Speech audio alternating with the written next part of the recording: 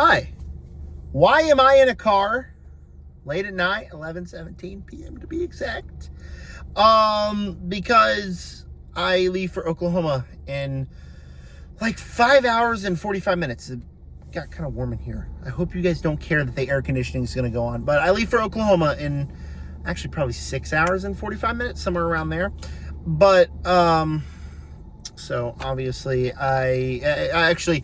explaining why I'm going to Oklahoma. I'm going to church camp as a leader this year, and I'm staying the night at the pastor that's going's house because I live half an hour away from the church and I don't want to drive there at 4:30 in the morning.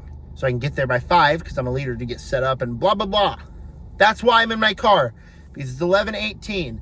We were getting set up for church camp. I saw Masters of the Universe today, and I'm going to sit in my car on my iPhone and record my review. If you're wondering why it's a little bit lower quality, or maybe it's higher quality. iPhone's got 4K cameras now.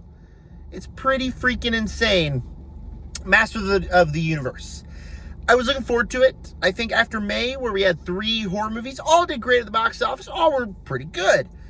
But, I think that after that month, I kind of wanted a more traditional summer blockbuster. Before I give my thoughts, subscribe, like button, hit the bell, comment down below. What are your opinions on Masters of the Universe? With that said, it's fine, I guess. It's all right. It's fine. It's the definition of mid, was my statement walking out of the theater. Where there's a lot of things I really enjoyed about this film. There's also a lot of things I absolutely did not enjoy about the film. There's a long list of positives. There really is. Which is unfortunate that I can't love this film, and we'll talk more about that in the negative section. But starting with the positives, there are some pretty good action sequences. I think we start off with a really nice one on Eternia, getting us introduced to this world. We actually get some cool character moments in the beginning, some cool fight sequences. Just a really cool opening action sequence to get us set to this world. And then after that opening action sequence, we have a few more good action sequences. The one in the trailers where you see He-Man fighting the people with a sword. That whole sequence is really, really good. We have one with a really good needle drop in here. And the finale is just kind of turn your brain off action stuff that is pretty enjoyable. So the action is good. Dude. I raised my hand and I see this reflection and I could have sworn someone was outside. Look at that. That reflection is insanely creepy. It is 11:20 at night, and I'm sitting in my car talking about Masters of the Universe. But anyways, like I said, there is some action sequences that aren't as good and are kind of a little bit boring in this movie, and we'll talk about more of that in the negative section. The cast, the characters were really nice. The guy who plays He-Man was actually quite charming. I saw in the trailer, and I thought that he was just going to be unbelievably annoying throughout the entire film.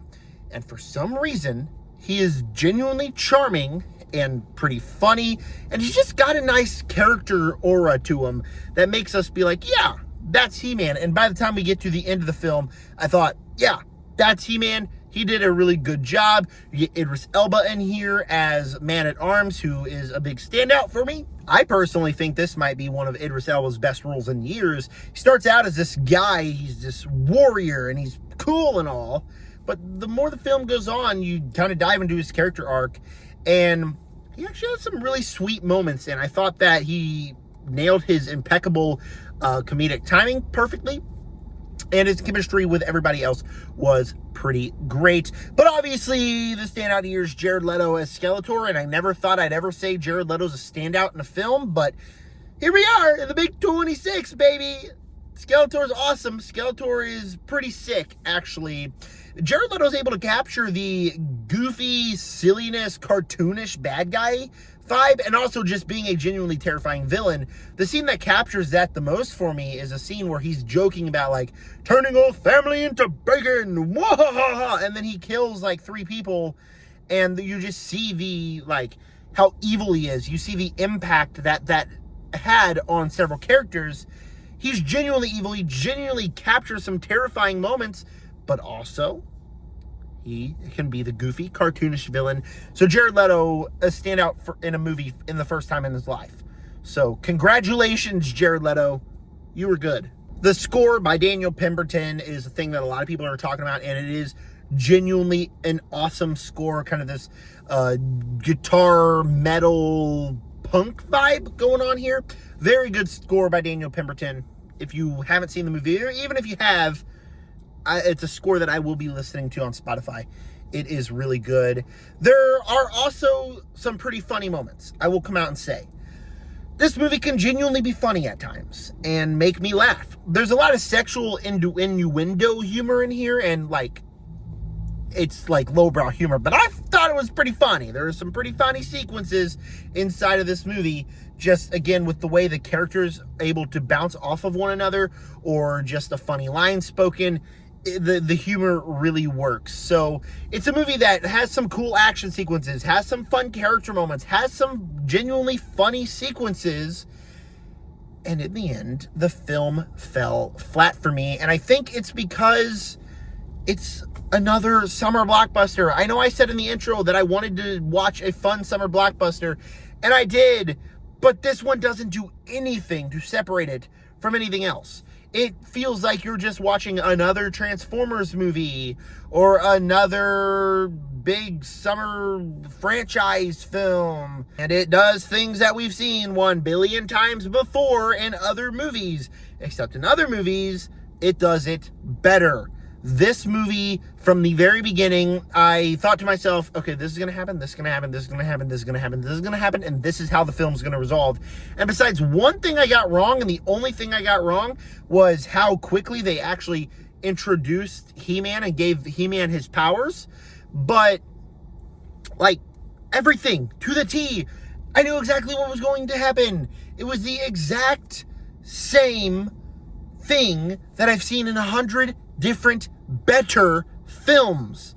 And it's a little bit frustrating because this film has potential. It's a He-Man movie. There are these things that really work, but at the end of the day, it's another summer blockbuster that I've seen. We hit a certain sequence in the middle of the film, and it gets boring. It's some mind-numbing action, and it just bored me because it's trying to dive into character arcs that we've seen done better 100 times before, and it's trying to do action set pieces and pacing of a movie that we've seen 100 different times before.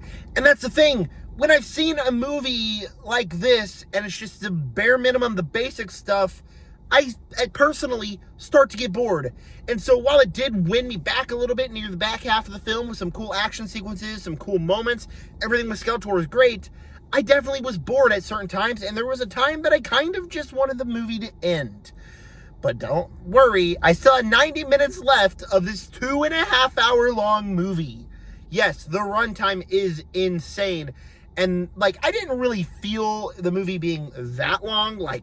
There are movies out there that you'll sit in theater and you'll feel like you were there for days because of how long the film was. This is not one of those films. But you could have cut the movie to brisk 2 hours, maybe 90 minutes. It did not need to be 2.5 hours long, man. Another flaw I have is the comedy. Like I said, there were plenty of stuff that made me laugh, and that's the good stuff. But you don't need to undercut every single scene with a joke. You're fighting Skeletor. What do? We crack a one-liner. Someone just died. What do? We crack a one-liner. We're getting a hype moment. We're getting an emotional moment. What do? We crack a one-liner. And every single time that it's an emotional moment, they crack a one-liner, and it doesn't work. There are 2 action sequences in this movie that could have been really cool, that got me excited for them for once. And it's ruined because it plays it as a joke instead of the serious stuff.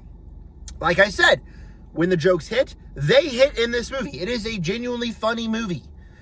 But when the jokes don't hit, it just undercuts a really good emotional sequence. And so it's kind of the Marvel effect, and I'm a big fan of Marvel, but I cannot help but accept that Marvel humor is really bad.